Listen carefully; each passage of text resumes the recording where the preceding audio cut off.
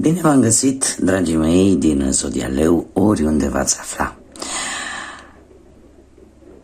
Bine ați venit tuturor, atât dragilor mei abonați, cărora trebuie să le mulțumesc din suflet pentru tot aportul care și-l aduc în dezvoltarea acestui canal, cum de asemenea bine ați venit și celor care sunteți poate pentru prima oară pe acest canal Tarot Flori de Loto.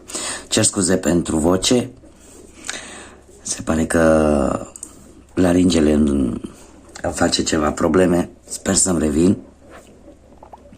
Dar atât cât pot să vorbesc, vreau să termin aceste lecturi care le fac pentru anul care cu pași repezi se apropie de noi, mai precis anul 2025.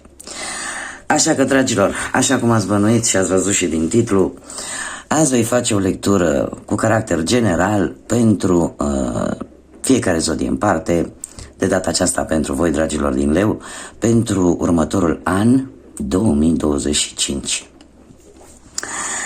Și trebuie să vă spun, nu, o mică introducere. Anul 2025 va fi un an sub vibrația numărului 9, care ne vorbește despre încheierea unui ciclu de 9 ani, iar în tarot această vibrație a numărului 9 este legată de arcanul major Pusnicul. Pusnicul este energia care ne vorbește tare mult de a face un pic de introspecție în tot ce s-a întâmplat în anii trecuți. Este, ca să zicem așa, un rezumat, o concluzie finală la toate întâmplările, la toate experiențele prin care ați trecut în ultimii ani. Este anul în care trebuie să pregătim terenul, trebuie să pregătim lucrurile pentru a începe a o lua de la capăt. De ce spun acest lucru? Pentru că 2026 va fi un an vibrațional de număr 1, care ne vorbește de noi experiențe, de noi începuturi și de noi etape care vin în viața fiecăruia dintre noi. Așa că Pusnicul, anul acesta, energia sa și vibrația numărului care îl reprezintă ne vorbește foarte mult de o atenție mai mărită la detalii, de o atenție mult mai mărită la și o prudență mult mai mare la anumite situații care apar în viața noastră, cum de asemenea va fi un an în care cunoașterea și studiul vor fi primordiale pentru fiecare dintre noi. De asemenea, Pusnicul ne mai poate vorbi despre un echilibru, despre ajungerea la un echilibru cam pe toate planurile vieții. Este un an de introspecție, în a ne cunoaște pe noi și, bineînțeles, în a cunoaște situațiile în care ne aflăm și cum putem găsi acele soluții bune pentru fiecare. De asemenea, este un an al transformării, un an în care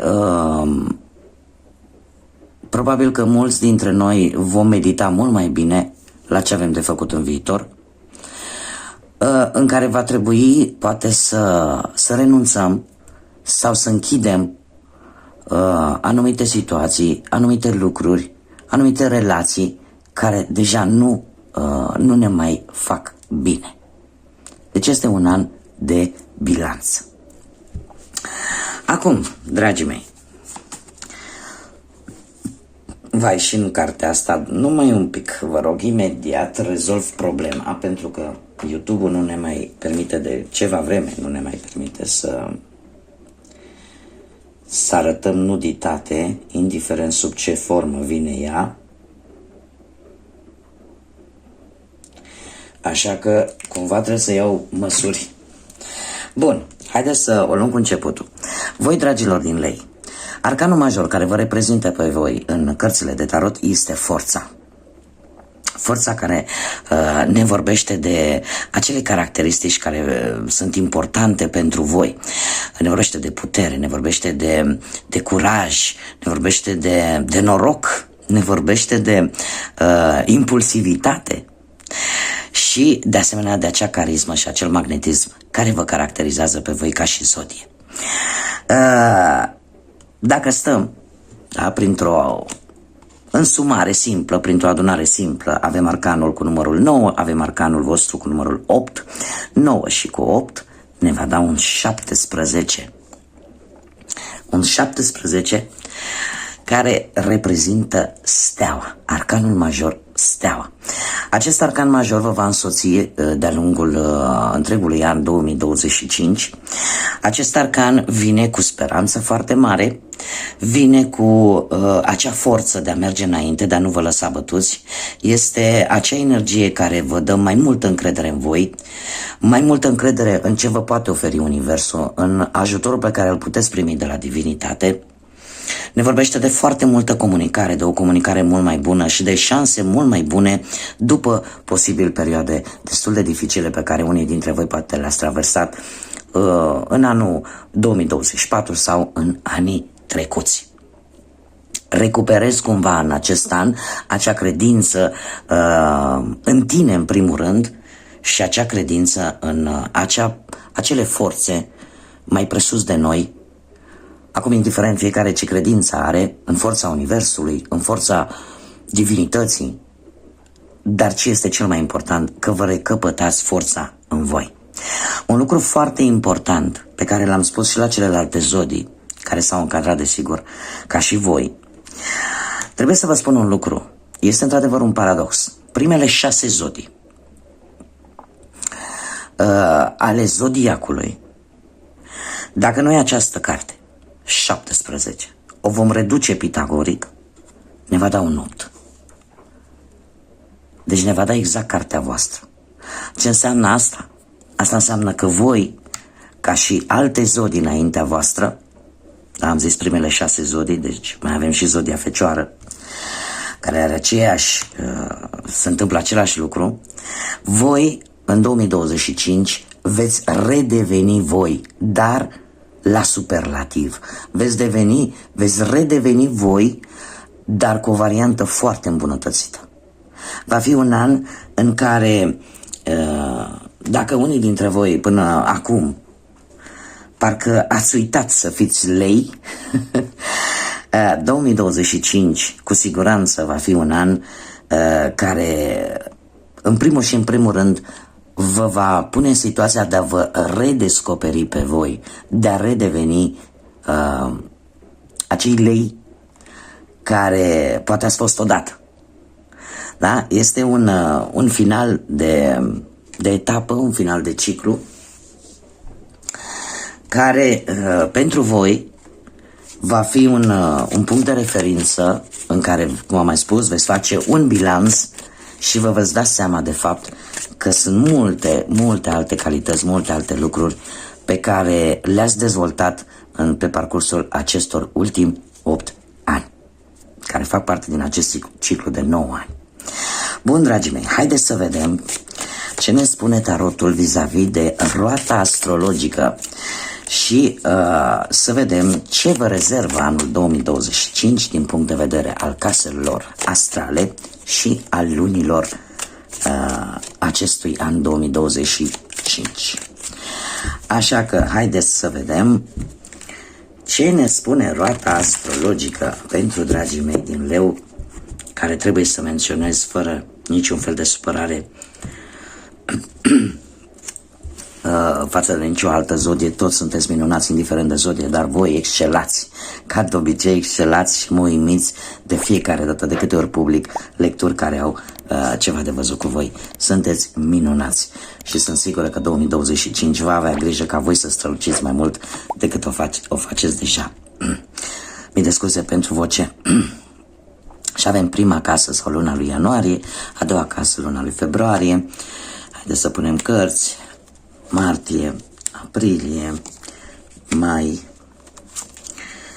iunie, iulie, august, septembrie, octombrie. Vom da mai așa un pic ca să facem loc. Deci Deci avem ianuarie, februarie, martie, aprilie, mai, iunie, iulie, august, septembrie, octombrie, noiembrie și decembrie. Bun. Haideți să începem cu prima casă care reprezintă personalitatea voastră, felul cum vă arătați voi lumii sau luna lui ianuarie. Și avem îndrăgostiții, dragilor. Îndrăgostiții care îmi vorbește posibil pentru unii dintre voi prima lună din an poate să vină cu o decizie importantă pe care va trebui să o luați, dar pe care o veți lua impulsionați foarte mult sau cel puțin în aparență, ceea ce voi arătați lumii este că această decizie o veți lua ținând în cont ce vă spune sufletul, ce vă spune inima.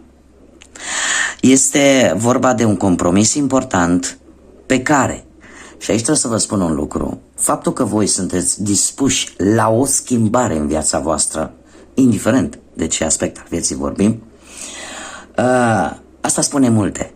Pentru că, în general, persoanele care nu sunt dispuse la o schimbare, dar totuși se întreabă de ce în viața mea nu se schimbă nimic, întrebarea o au chiar ei. Voi, e posibil, la începutul anului următor, anului 2025, chiar din luna ianuarie, să luați o decizie importantă pe care o veți lua cu sufletul și chiar dacă va implica un anumit compromis, voi sunteți dispuși la această schimbare. Iar asta vor vedea cei din jurul vostru. Ce ar mai fi de spus? Ar mai fi de spus, dacă vorbim de aspectul vostru fizic, care știu că vă interesează, aspectul vostru fizic aș spune că este un pic mai dezvolt. Parcă nu vă mai interesează așa tare ce vorbește lumea, de felul cum arătați, de felul cum ce obiecte de vestimentație purtați, da? Sunteți voi și atât. Trecem la casa a doua, care ne vorbește despre bani, despre finanțe, sau luna lui februarie. Și avem un 6 de cupe. Un 6 de cupe care îmi vorbește pe parte financiară despre o situație din trecut, care poate fi legată poate de o moștenire, sau dacă voi veți fi în situația în care să aveți nevoie de o anumită sumă de bani, poate ar fi mai bine să o cereți împrumut de la, nu știu, prieteni mai vechi, familiari mai vechi, cu care vă cunoașteți de foarte multă vreme și avea pe urmă să lăsați la urmă băncile sau alte instituții financiare.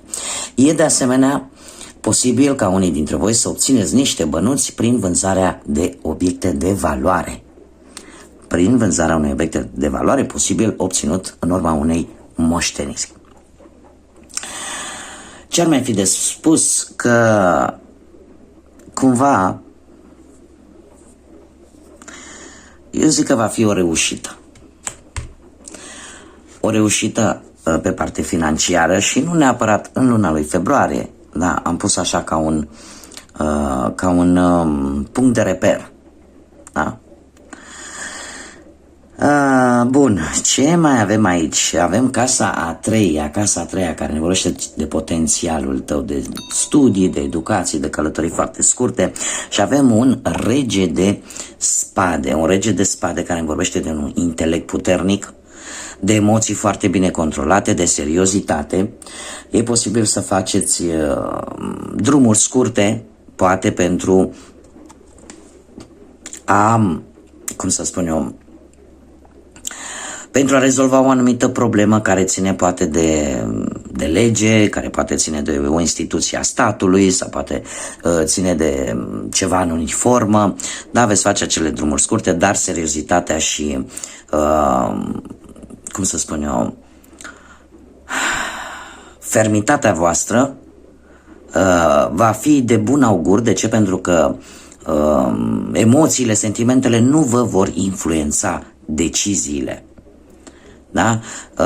Poate, nu știu, veți avea drumuri mai multe de făcut pe la vreun contabil, pe la vreun avocat, da? La o persoană care să aibă un statut important. Singura atenționare cu care vine această carte spune de a încerca să nu deveniți un pic prea excesiv, da? Adică să nu deveniți prea duri, poate chiar cu voi sau cu cei din jurul vostru, dar seriozitatea se pare că vă va ajuta în anumite drumuri scurte. În luna lui martie, mă scuzați, cred că am spus februarie, cred, era luna lui martie. Aprilie vine cu un 5 de cupe.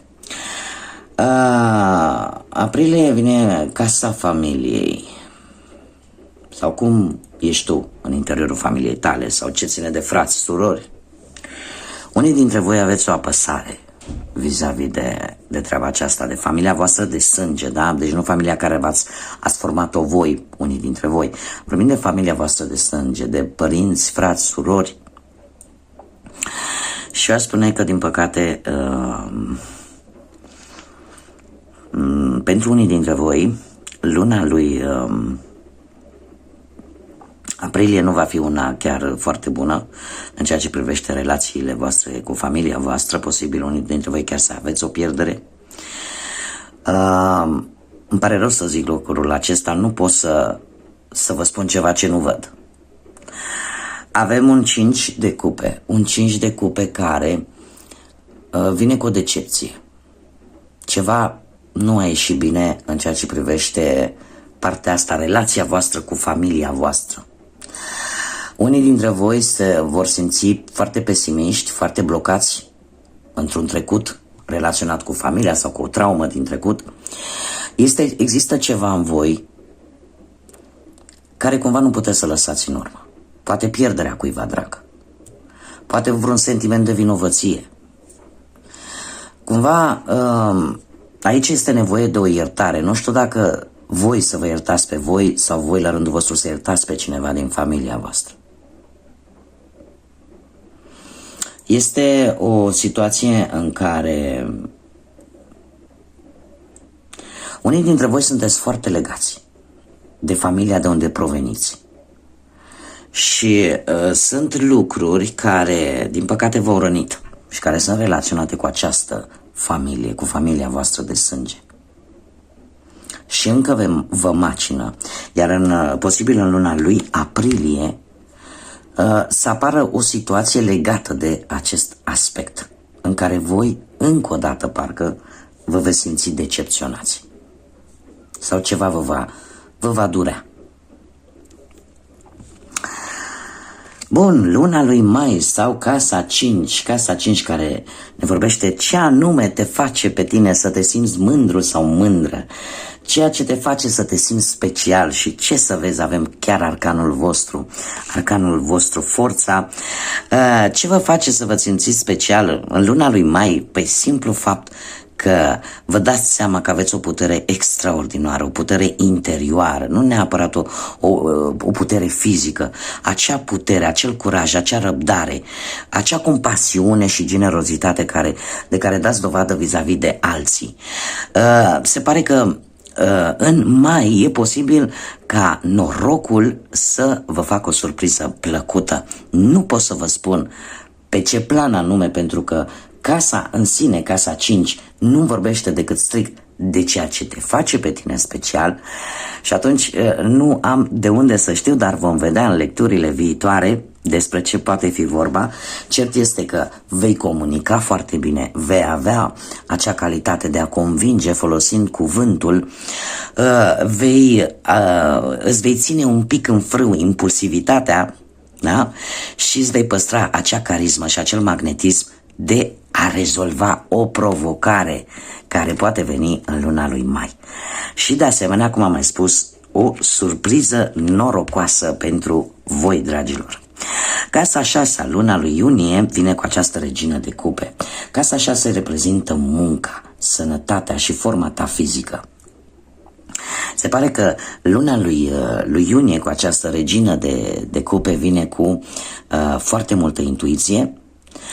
Dacă ceva probleme de sănătate pot apărea cumva, eu aș spune că cumva îți vei da seama din timp și vei răspunde la semnalele care ți le va da propriul organism. Faptul că avem o regină de cupe pe partea asta a sănătății, aș zice că mare grijă pe partea asta a stomacului și în general pieptul, da? Atât la doamne cât și la domni. Grijă cu căzăturile, da? Atenție la coaste și pieptul în general și partea asta a stomacului, da? Cu sistemul digestiv. Vedeți că vin ceva semne, nu stați, pentru că organismul, când are ceva probleme în general, trimite semnale. Că noi le ignorăm, asta e altă poveste. Dar dacă vorbim de muncă, aș spune că această regină de cupe nu vine decât cu reușite în proiecte în care vei fi destul de creativ. E posibil ca o persoană nouă în mediul ăsta profesional să te poată ajuta și să devină această persoană pentru voi să devină un bun aliat. Da? O veste bună la care, nu știu, posibil la o situație profesională să găsești o soluție și în felul ăsta să-ți îmbunătățești chiar și partea materială. Așa că lucruri bune care vin. În iulie sau casa 7 avem moderația. Casa 7 care ne vorbește de perechea ta, de relațiile tale cu intime cu o altă persoană sau de relațiile tale cu prietenii sau de relațiile tale cu cum să spunem, cu colegii de muncă, cu șefii, dar în general ne vorbește de relațiile aparte de cele care le ai cu familia ta de sânge. Moderația vine cu foarte mult echilibru, o foarte mare răbdare. Luna lui iulie pentru tine va fi o lună care îți va mări acea capacitate de a te adapta posibil la noi locuri, la noi situații, la noi persoane și în felul ăsta vei evita foarte mult conflictele. E posibil, nu, să apară anumite conflicte, poate în mediul profesional sau poate în relația ta, dar vei ști cum să le aplanezi, vei ști cum să le eviți și chiar aș putea să spun că poți da sfaturi bune și altora. Ce ar mai fi de spus vis-a-vis de această carte pentru cei care nu aveți o pereche? Știu că asta vă interesează. Trebuie să vă spun că luna lui iulie va apărea o necesitate foarte acută în a fi lângă cineva. Va fi o lună în care unii dintre voi, probabil, așa cum bine am văzut și cu energia pusnicului pe parcursul întregului an, cumva vreți să terminați poate cu acea perioadă lungă de burlăcie și simțiți nevoia mai acut de a avea totuși pe cineva lângă voi și a nu lăsa ca viața să se scurgă decât poate în aventuri, da? Pentru unii dintre voi. Bun, avem casa 8 sau luna lui August și avem un 4 de bâte. Casa 8 ne vorbește de posibil de copii, de transformare, de karmă, de destin, de lucruri în general care, aș spune, pot altera într-un fel sau altul relația voastră cu ceilalți sau relația voastră cu proprii copii. Și avem un 4 de bâte care despre ce ne poate vorbi? Despre stabilitate. Se pare că atât relația cu proprii voștri copii, cei care îi aveți, cât și relația cu o relație foarte apropiată cu cineva, indiferent cine este acel cineva, da? Va fi una stabilă. Va fi una în care, cum să zic eu, îți dai seama că ai trecut prin momente grele poate cu aceste persoane și că e momentul să te bucuri. Unii dintre voi își pot planifica chiar o vacanță, mai ales că este lună de vară și unii dintre voi chiar sunteți născuți în luna lui august. Deci va fi o lună destul de bună, o lună în care veți petrece, vă veți simți bine și vă veți bucura de compania celor dragi sau vă veți bucura poate de lucruri pe care poate de multă vreme nu ați mai avut parte. Bun, luna nouă, ce să facem? Nu putem avea numai bune, numai calde, mai avem și una rece. Luna lui septembrie, ce să vezi, vine cu 9 de spade. Casa nouă ne vorbește tare mult de curiozitate, de găsirea unor răspunsuri, de evenimente, poate la nivel religios sau la nivel academic, sau de călătorii lungi. Dragilor, e posibil ca unii dintre voi în luna lui septembrie să fiți nevoiți să faceți o călătorie lungă, în care să vă cam dea bătăi de cap, care să vă cam facă să nu prea dormiți nopțile, să vă aducă așa o stare de stres. De asemenea, dacă nu e vorba de o călătorie lungă, poate să fie, îmi cer scuze pentru bălbâieli, dar când prind aer și pot să vorbesc, încerc să spun tot și am atât de multe de spus.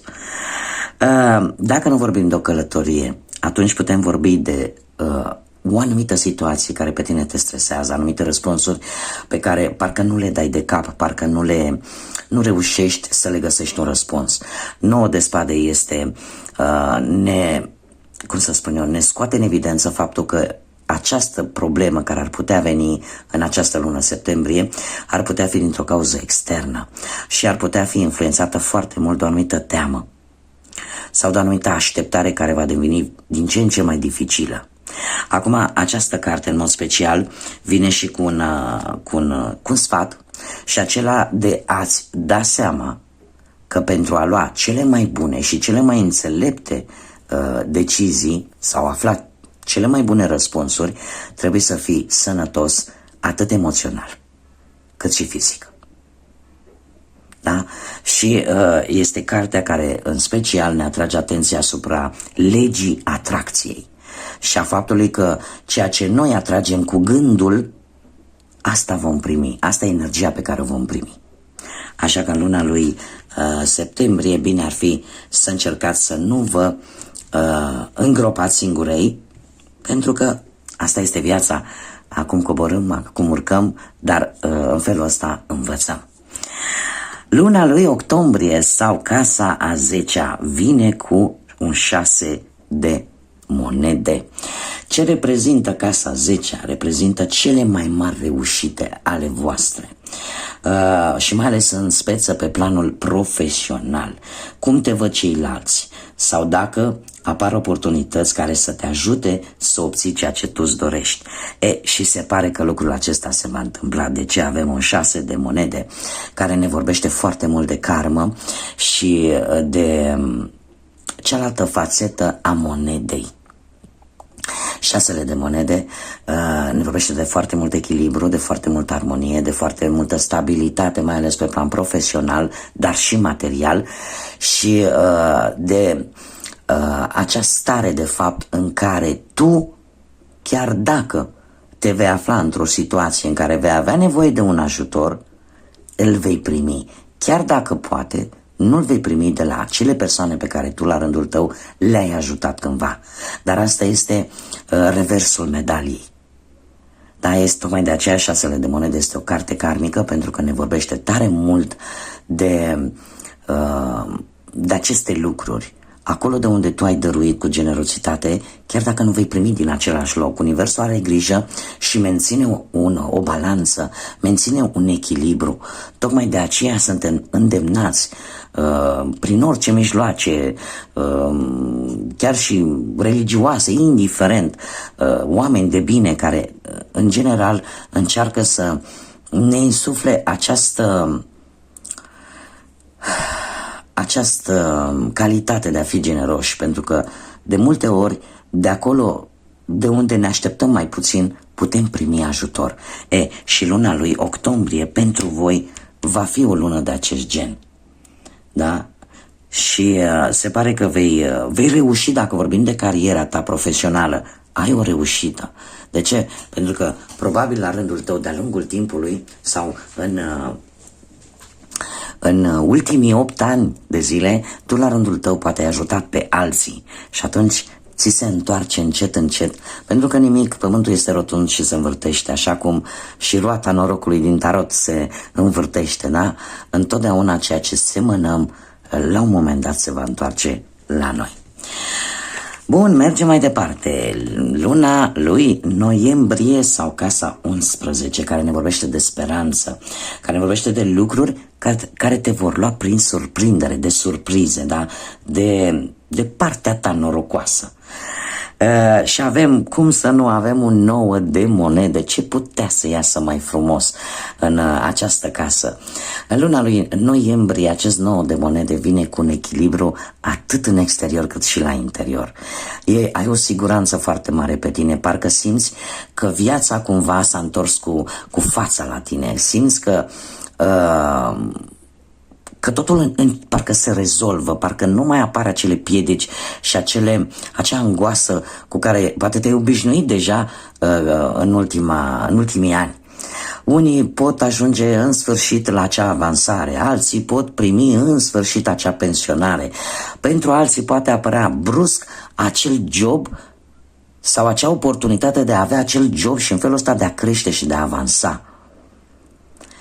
E ca și cum ai spune, dacă ai avut puțin, vei avea mai mult. Da?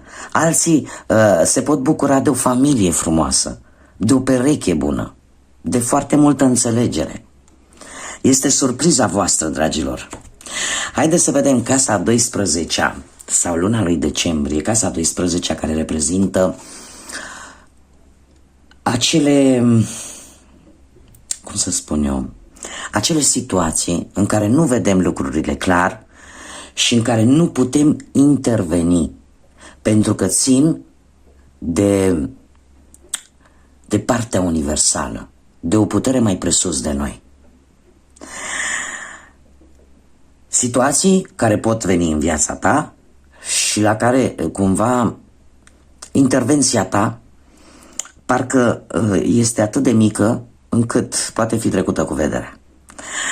Luna lui decembrie, dragii mei, vine cu această prințesă de spade, care ne vorbește de o nerăbdare vis-a-vis de anumite persoane care e posibil să devină obositoare pentru voi.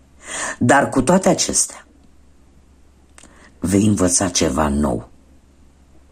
Și vei învăța ceva nou chiar în ultima lună din anul 2025 cu ajutorul comunicării. Trebuie să aveți mare grijă în această lună. Nu dezvăluiți secrete personale altor persoane. Învățați să fiți înțelepți. Învățați să aveți încredere în acele persoane care merită încrederea voastră. Așa cum mie îmi place să spun, încrederea nu vine din fabrică. Încrederea se câștigă. Așa că mare grijă. În luna lui decembrie și în general, eu și copiii mei la fel îi învăț, zic, mami, e posibil eu, da, ca și mamă, la un moment dat, știu, Dumnezeu, cine vreți voi să am cum să spun eu, o tulburare. Sunt momente în care nu știm ce ni se întâmplă. Și sunt lucruri care e mai bine să le ținem pentru noi. Sunt lucruri importante pentru noi, pentru fiecare dintre noi. Nu dezvăluiți lucruri care pe voi vă pot ajuta unor persoane care aparent sunt de încredere. Da? De asemenea, această carte care vine pe această casa 12 și care vine exact în ultima lună din anul următor, îmi vorbește foarte mult de, cum să spun eu, de un nou început. Posibil să apară mici conflicte, mai ales pe plan profesional, să vi se ceară probabil anumite documente în plus, nu o luați personal, probabil că așa este procedura, dar în speță cel mai important lucru este acesta. De a fi atenți cui spuneți, pentru că acel secret, acea informație, la un moment dat poate fi folosită împotriva voastră, iar asta deja, părerile de rău, pentru mine cel puțin, regretele sunt foarte tardive și e adevărat că poate să, dacă există un regret fățiș spus, cumva mai atenuează, dar deja nu poate anula efectul, da? Care l-a cauzat. Haideți să vedem, dragilor, care este surpriza. Surpriza voastră pentru anul 2025. Care este surpriza pentru dragii mei de leu în anul 2025? Haideți să vedem. Și avem una. Și vom mai extrage încă un mesaj surpriză pentru dragii mei din leu. Asta am vrut să iasă bun. O lăsăm. Și haideți să vedem care este surpriza. Dragilor, numărul 4.